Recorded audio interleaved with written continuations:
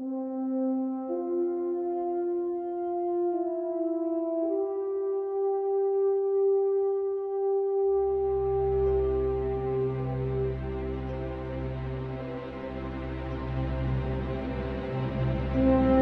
selamat pagi saudara-saudaraku. Jumpa kembali dengan saya Teddy Rustiadi. Dan pagi hari ini kita akan kembali ngobrol-ngobrol tentang seputaran indahnya Pangandaran menjadi kabupaten.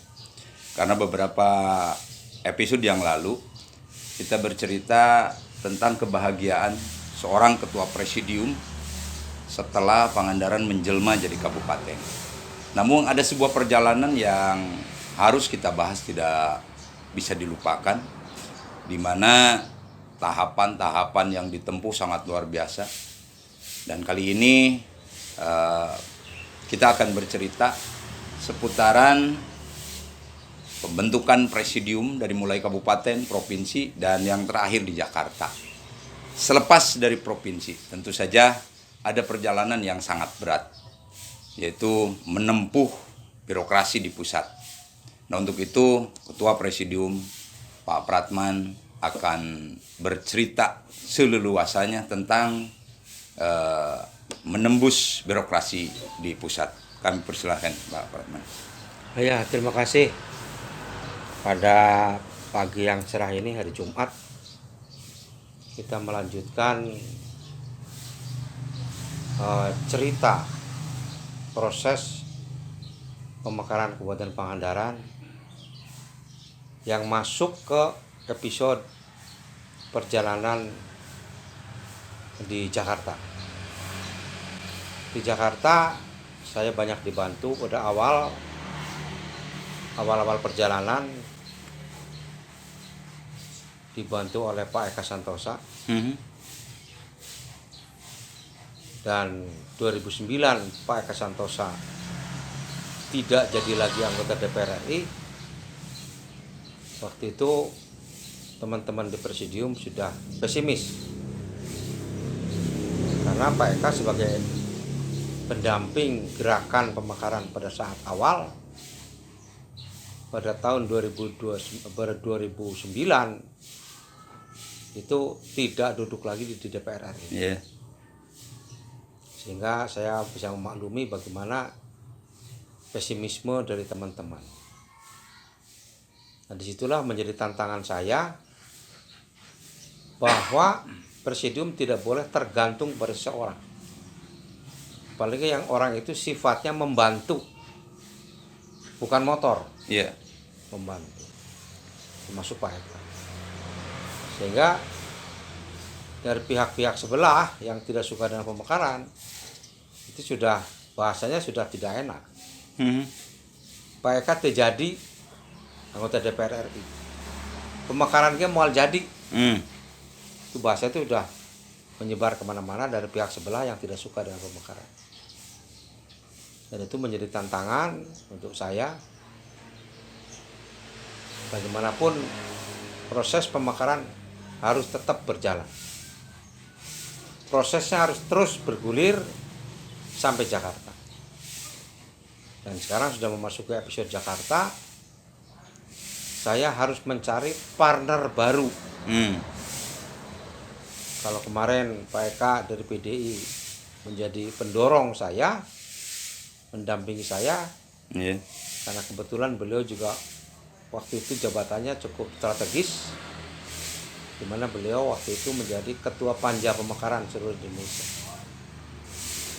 Tapi dengan berhentinya Pak Eka tidak jadi anggota DPR RI lagi, pasca 2009, saya harus berhitung-hitung ulang, harus menghitung kembali strategi politik yang harus dilakukan, di mana potensi yang ada yang kita miliki.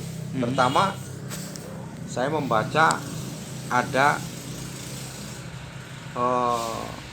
potensi yang asli orang Pangandaran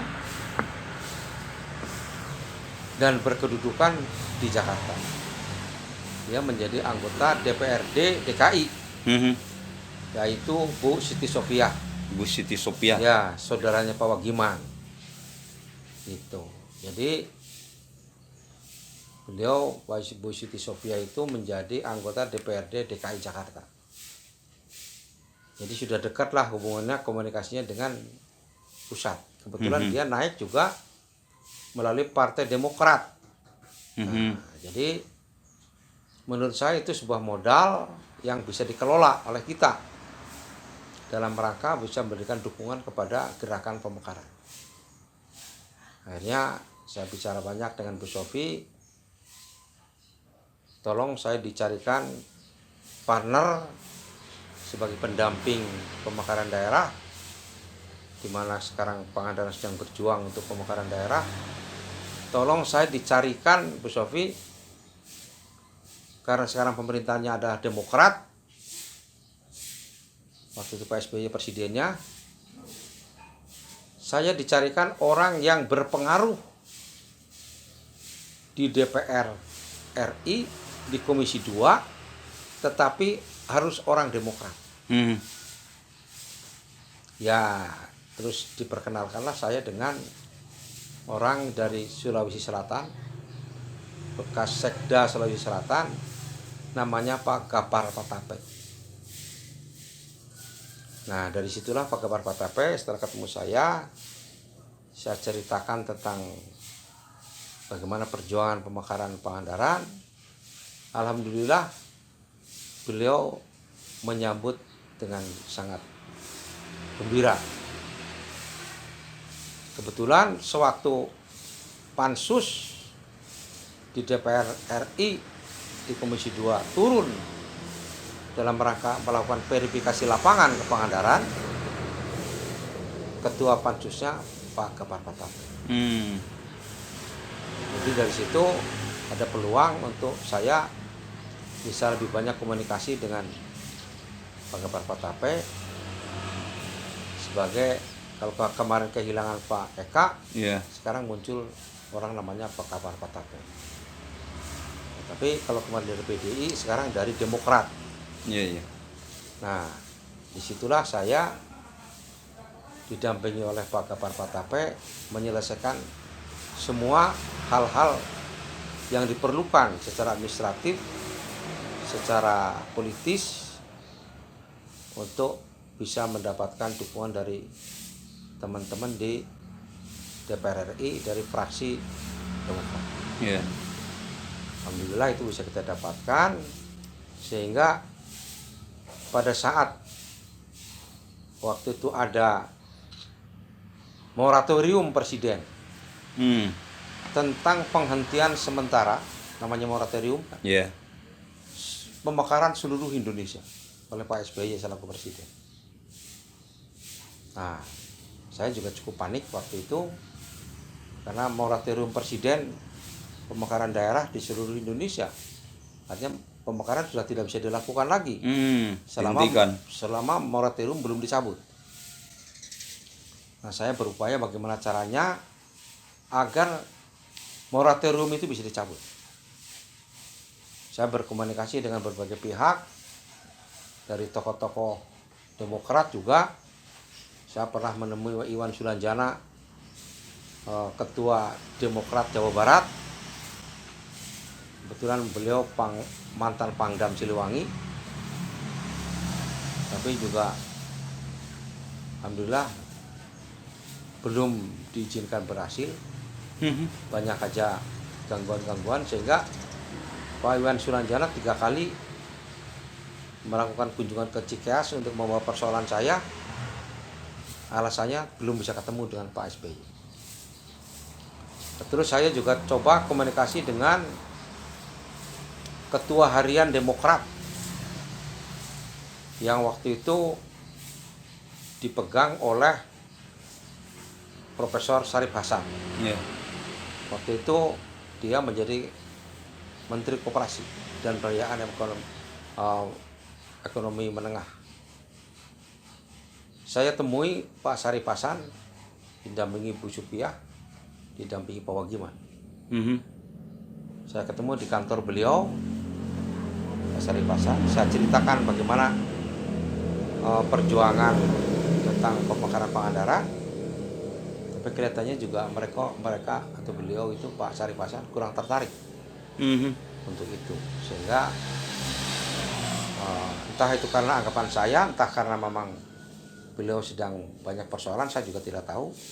Tapi yang saya terima, menurut pemikiran saya, Pak Syarif Hasan kurang merespon persoalan yang saya hadapi, terutama mengenai penundaan ini, ada moratorium itu. Hanya saya berpikir keras ke DPD Jawa Barat, kelihatannya kecil harapan untuk sukses. Ke Syarif Hasan juga kecil kelihatannya untuk sukses. Akhirnya saya berpikir keras bagaimana saya bisa menembus sampai ke tingkat presiden, supaya presiden mencabut moratorium pemekaran daerah. Akhirnya saya menemukan jawaban bahwa presiden itu, Pak SBY itu bukan presiden, tetapi Pak SBY itu adalah juga ketua Dewan Pembina Demokrat. Yeah. Dan ditambah anggota Dewan Pembina. Informasinya anggota Dewan Pembina itu bisa setiap saat ketemu dengan ketua Dewan Pembina yang notabene presiden. Sehingga saya mencari celah itu, saya manfaatkan, siapa tahu celah ini bisa saya manfaatkan untuk menembus presiden, yang intinya saya ingin mengupayakan agar presiden bisa mencabut moratorium pemekaran. Saya ke Bu Sophie minta tolong, Bu Sophie, tolong saya carikan KTA Demokrat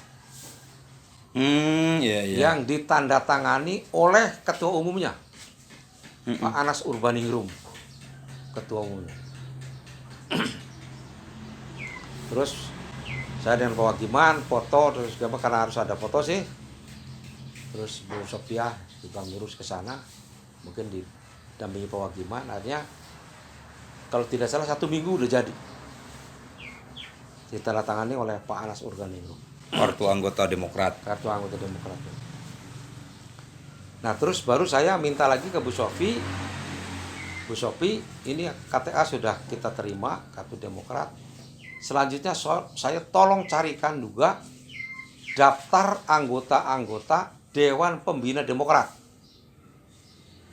Terus namanya siapa saja, terus kedudukan orang itu di komisi berapa. Ya, akhirnya juga Bu Sophie mungkin menghubungi DPP Demokrat karena dekat sih, sama-sama di Jakarta. Akhirnya saya bisa menerima daftar susunan anggota Dewan Pembina Demokrat, termasuk dia komisi berapa bertugasnya. Nah dari situlah mulai, setelah 2 data itu, pertama KTA saya sudah dapat, terus daftar anggota Dewan Pembina sudah dapat, nama-namanya dan tugas di komisi berapa sudah saya dapat, tinggal saya melakukan aksi. Di mana rata-rata anggota DPR RI itu setiap jam setengah 12 siang dia keluar dari kantornya, dia ke kantin Rehat. ngopi-ngopi gitu. Nah saya nunggu di kantin itu.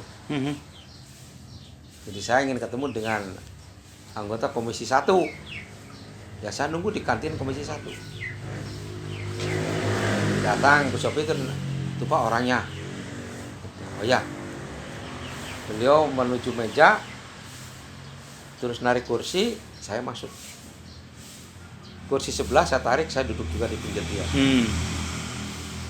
Itu saya perkenalan, saya kenalkan diri, Pak, saya namanya ini dari Pangandaran.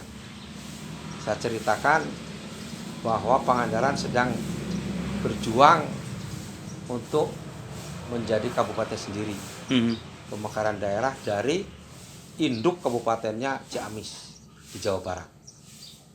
Ya, oh ya, dia ya mendengarkan, manggut-manggut, tapi dari sikap romanenya masih biasa-biasa saja lah.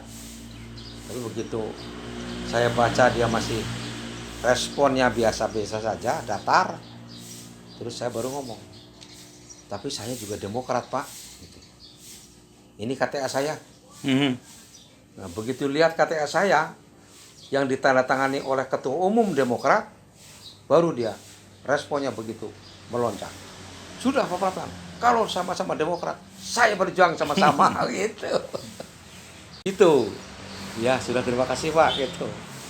Nah, besoknya kalau sekarang Komisi 1, besoknya di Komisi berapa lagi? Komisi 2 namanya ini Komisi 2. Setengah 12 saya sudah nongkrong lagi di Komisi 2. Luar Di biasa kantin perjuangannya. Komisi 2. Itu Pak Wagiman bisa ditanya itu. Saya nongkrong di Komisi 2, terus Ibu Sophie sampai bolos-bolos dia tidak kerja di DPRD karena harus mendampingi saya, harus bisa menunjukkan mana orang Dewan Pembina itu dari Demokrat. Nah, terus setengah 12 betul dia sudah keluar ke kantin berjalan, terus ditunjuk itu Pak Pelekan, itu yang namanya Pak ini. Yeah. Nah, begitu dia narik kursi, duduk di menghadapi ini mau pesan kopi, ya saya juga narik kursi, saya duduk juga di pinggir, saya perkenalan lagi. Walaupun saya hanya ya sebelum dia bayar, biar Pak saya yang bayar kan gitu. Bayar kopinya. Tapi kan kalau di kantin DPR kan harga masih harga normal. Iya, iya. Beda kalau di hotel bintang 5, secangkir itu 50.000 gitu. Nah, itulah yang saya lakukan tiap hari. Sampai 7 orang itu saya hubungi semua. Dan respon semua ya. Dan setelah saya nunjukkan KTA saya, dan KTA itu ditandatangani oleh ketua umumnya, kan tidak gampang. Orang yang KTA-nya ditandatangani ketua umum pasti orang penting, kan gitu. Kader biasa tidak mungkin. Gitu. Kader biasa pasti ditandatangani oleh, kalau Pangandaran ditandatangani oleh ketua Pangandaran kan gitu. Iya, iya. Saya ditandatangani oleh Pak Anas Urbaningrum. Itu yang waktu itu Anas lagi moncer kan, lagi naik daun. Nah, sehingga alhamdulillah semua bisa kita mintai tolong, tidak bisa bersilaturahmi, dimintai dukungan terhadap pemekaran Pangandaran. Dan akhirnya saya paling ingat itu yang terakhir, karena begitu saya urut-urutanannya, saya ingat itu Kiai Haji Doktor, dia juga itu Pak siapa dari Sumbiu itu, Pak Ahmad Mubarok. Dia orang yang sangat senior di Dewan Pembina dan sering tampil. Dia orang kepercayaan Pak SBY. Iya. Terakhir saya ambil kesempatan, ini orang ini paling akhir aja. Betul. Terakhir saya nemui Pak Ahmad Mubarok. Kebetulan karena dia dari Jawa Tengah, dari Cilacap, saya bisa komunikasi dengan bahasa Cilacap supaya lebih akrab. Iya, iya. Begitu. Nah, terus saya tunjukkan bahwa saya sedang perjuangkan Pangandaran untuk pemekaran daerah jadi kabupaten baru dari induknya Ciamis, Jawa Barat. Tapi karena dia memang supel bergaulnya, dia responnya juga sudah bagus. Nah, terus apalagi begitu saya nunjukkan, Pak, saya juga Demokrat. Tapi pakai bahasa Jawa, Cilacapan. Gitu. Ini buktinya, ini KTA saya. Dilihat sama dia. Oh iya, sudah. Sudah Pak Pratan, sudah. Ini jadi kalau saya